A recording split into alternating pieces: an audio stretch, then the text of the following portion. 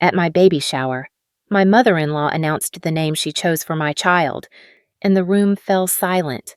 I stood there, clutching a glass of sparkling cider, my smile frozen as her words echoed in my head. "We're so excited to welcome little Charlotte Grace into the family." My husband, Mark, coughed into his fist, and my best friend, Lena, shot me a wide-eyed look that screamed, "What the hell?" The pastel balloons and floral centerpieces suddenly felt like props in a play I hadn't rehearsed for. This was my baby, our baby, and we hadn't even settled on a name yet, let alone shared it with anyone. Let me back up. I'm Emily, 29, and I've been married to Mark for 3 years.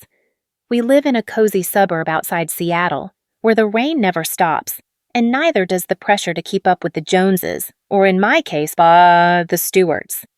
Mark's mom, Deborah, is the kind of woman who plans her outfits a week in advance and has an opinion on everything.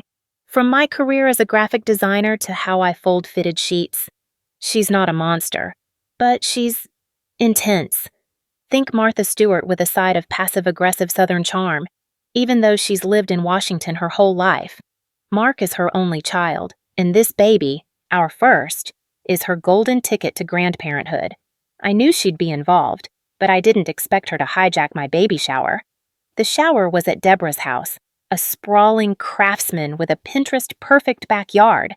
I'd wanted something low-key at a local cafe, but Deborah insisted on hosting.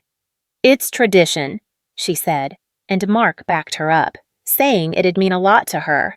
So I relented, even though I knew it'd be her show. She'd spent weeks planning, down to the custom napkins with tiny storks embroidered on them. I appreciated the effort, but it felt like she was throwing a party for her milestone, not mine.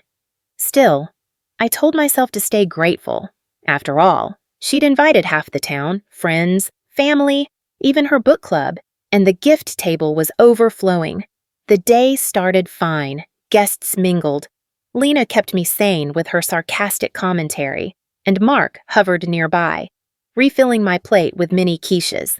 Then came the games. Guess the baby food flavor, diaper-changing relay, the usual. Deborah was in her element, directing everyone like a wedding planner. I was mid-laugh during a round of Pin the Pacifier when she clinked her glass and called for attention. "I have a special announcement," she said, her voice dripping with pride. "Mark and Emily have been so busy, but I've been thinking about this little one non-stop, and I just know she's going to be a Charlotte Grace, after my mother and my grandmother. Isn't that perfect?"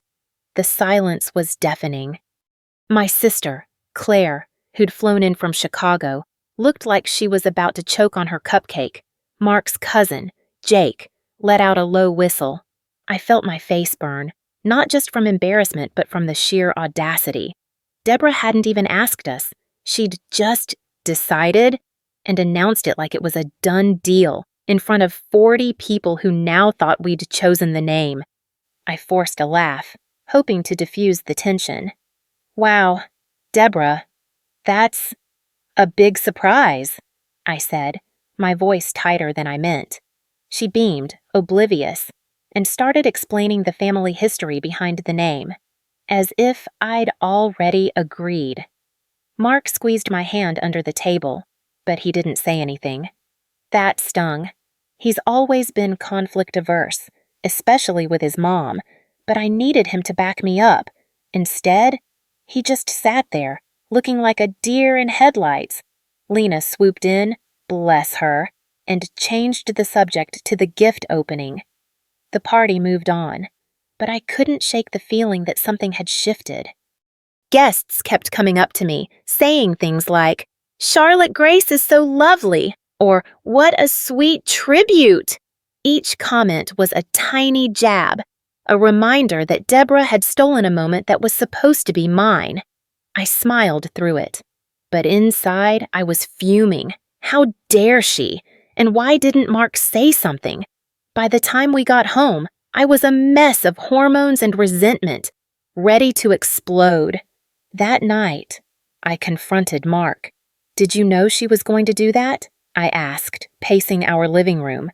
He swore he didn't, but admitted Deborah had mentioned liking Charlotte Grace a few weeks ago. "Why didn't you shut it down?" I pressed. He sighed, rubbing his temples. "She's just excited. She didn't mean any harm." That was his go-to line, and I hated it. Intentions don't erase impact.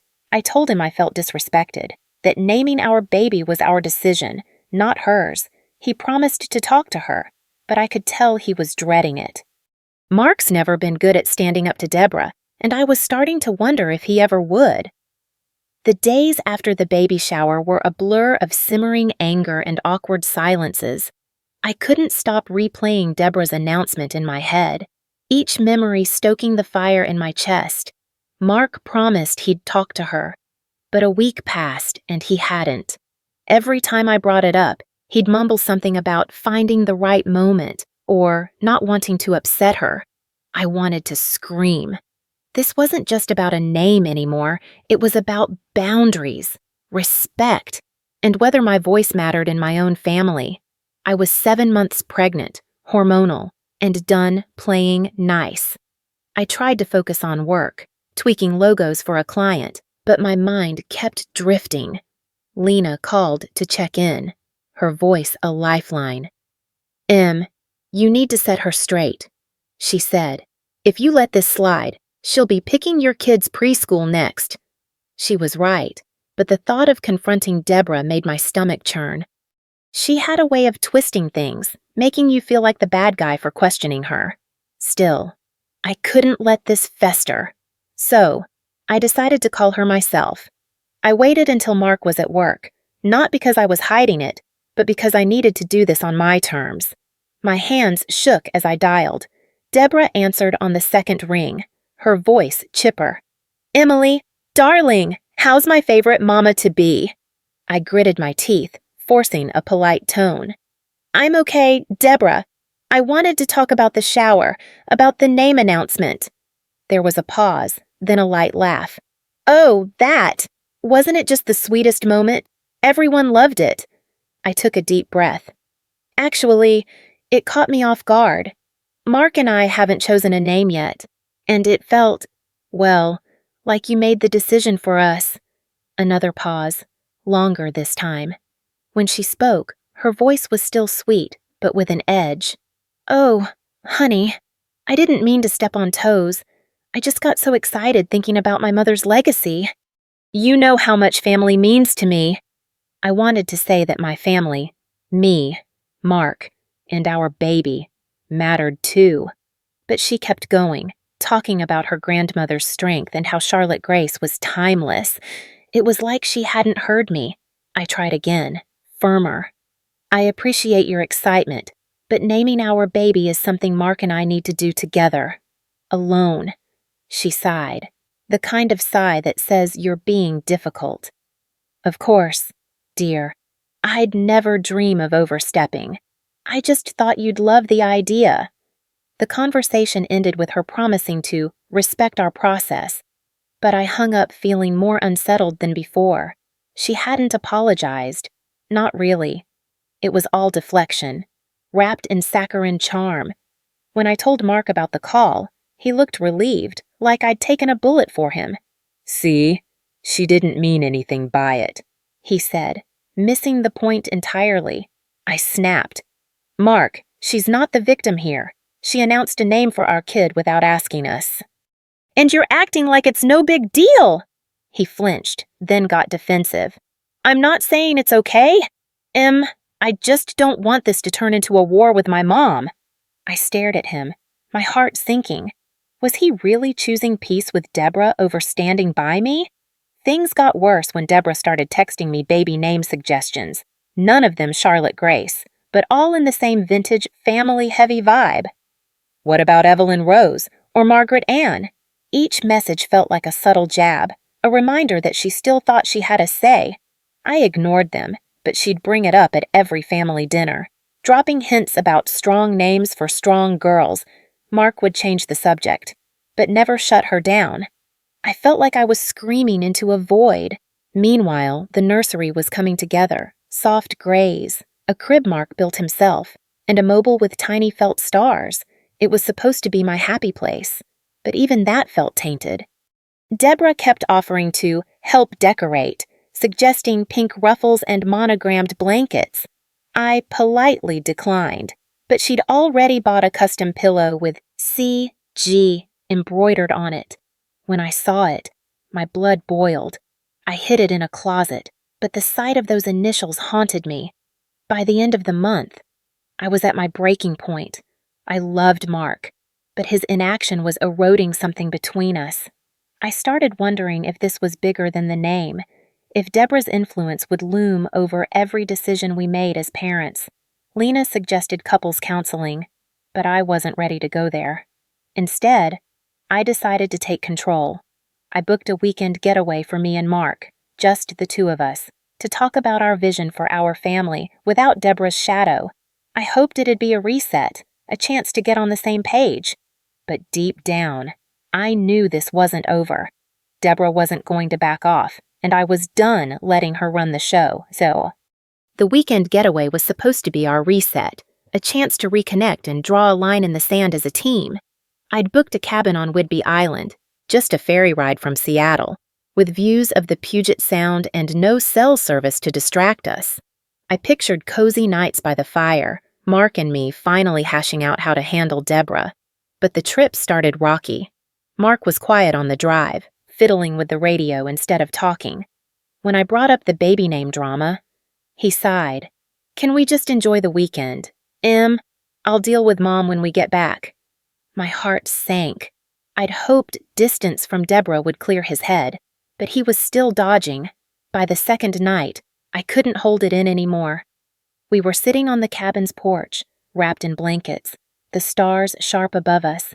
I turned to him, my voice steady but raw. "Mark, I need you to choose me, us, our family, not your mom." He looked startled, like I'd slapped him. "I'm not choosing her," he said, but his voice wavered. I pressed on. "You are. Every time you let her cross a line and don't say anything, she's acting like this baby is hers, and you're letting her. I can't do this alone." Tears stung my eyes, and for once, he didn't look away. He reached for my hand, his face crumpling. "I'm sorry. I hate conflict, but you're right. I've been a coward." That conversation was a turning point. Mark admitted he'd always struggled with Deborah's dominance. Even as a kid, she'd raised him alone after his dad left, and he felt indebted to her. But he swore he'd step up, starting with a real talk about boundaries. We spent the rest of the trip dreaming up names we loved, ones that felt like ours, like Nora or Lila. For the first time in weeks, I felt like we were a team again. I went home hopeful, thinking we'd finally turned a corner. But Deborah had other plans. A few days after we got back, she invited us for dinner. I braced myself, expecting more name suggestions or nursery gifts. Instead, she'd gone bigger. When we walked into her dining room, there was a cake on the table, chocolate, my favorite, with "Welcome, Charlotte Grace" piped in pink frosting. My stomach dropped. Mark froze beside me. Deborah clapped her hands, oblivious to the tension. "Isn't it adorable?" I couldn't resist. The baker did such a lovely job. I felt like I was in a fever dream. This wasn't just a suggestion anymore. It was a deliberate power move.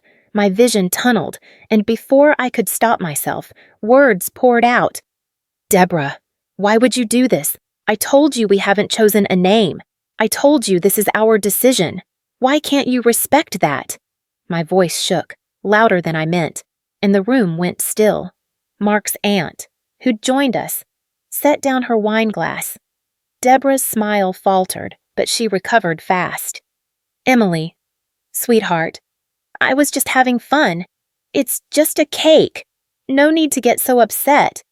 That's when Mark finally stepped in. "Mom, stop," he said, his voice firm. I almost didn't recognize it. "You're not listening. We've asked you to back off, and you keep pushing. This isn't your baby." Deborah's eyes widened, then narrowed. "Mark, I'm only trying to help. I thought you'd appreciate a little family tradition. But Mark didn't back down. We appreciate you, but this is too much. You need to let us do this our way. The air was thick with tension. Deborah's face flushed, and for a moment I thought she'd cry or lash out. Instead, she excused herself to the kitchen, leaving us with the cake and her stunned aunt. I was shaking. A mix of adrenaline and relief. Mark squeezed my shoulder, whispering, "I've got you." It was the first time I truly believed he did. Dinner was awkward, with Deborah barely speaking. When we left, she hugged Mark tightly but gave me a cool nod. In the car, I let out a breath I'd been holding for months. "Thank you," I told Mark. He nodded, looking drained but resolute. I should have done it sooner. We didn't talk much on the drive home, but the silence felt different, less heavy, more like we'd cleared space for something new. I thought that might be the end of it, but the next day, Deborah texted me. No apology, just a long message about how hurt she felt, how she'd only wanted to honor her family. She ended it with, "I hope you'll reconsider Charlotte Grace. It means so much to me." I stared at my phone, disbelief turning to resolve. This wasn't over, but I was done tiptoeing. I didn't reply. Instead, I turned to Mark and said, "We need to pick a name. Now." It was time to take back what was ours. After Deborah's text, I knew we couldn't wait any longer. Mark and I sat down that night, a notebook between us, determined to choose a name that felt like ours. The nursery glowed softly behind us, the felt star mobile spinning gently. We tossed around ideas, laughing at some, like Zephyr, Mark's brief sci-fi phase, and lingering on others. We kept coming back to Lila June, Lila for my grandmother, who'd taught me to draw, and June for the month we met.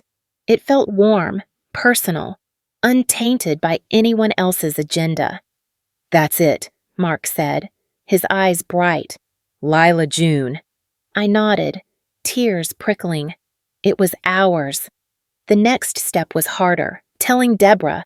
I wanted to do it in person, not because I owed her, but because I needed her to see we were united. Mark agreed, though I could tell he was nervous.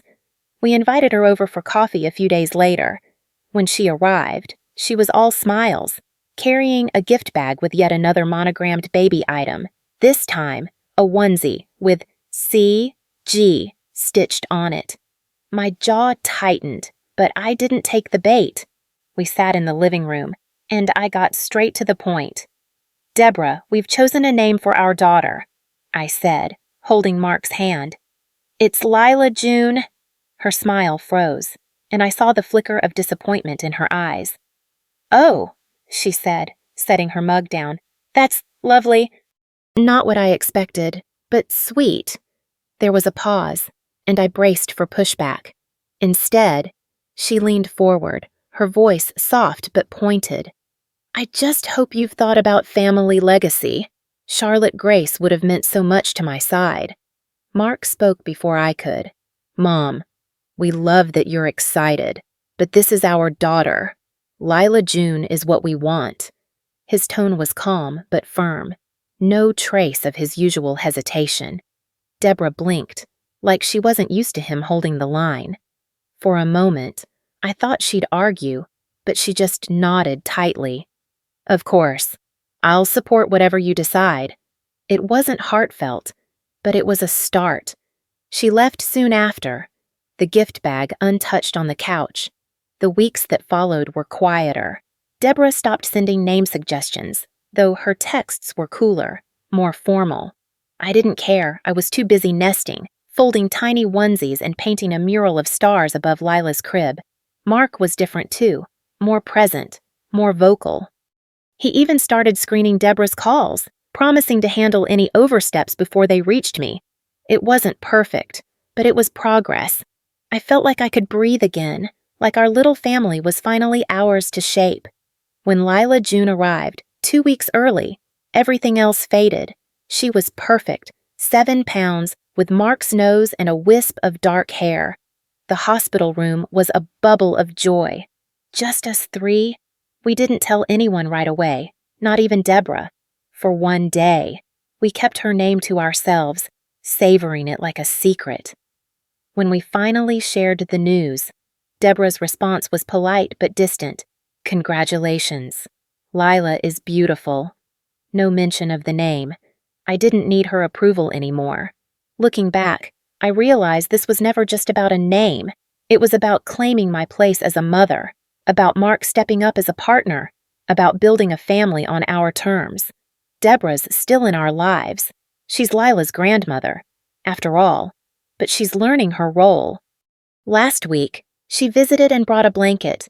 No monograms, just soft blue. "For Lila," she said, and I saw a flicker of acceptance in her eyes. It's not a fairy tale ending, but it's real. And for now, that's enough. Thank you all for reading my story. It's been a wild ride, and I'd love to hear your thoughts. Have you dealt with overbearing family? How did you set boundaries? Drop a comment, like, or share if you feel like it. I'd appreciate the love.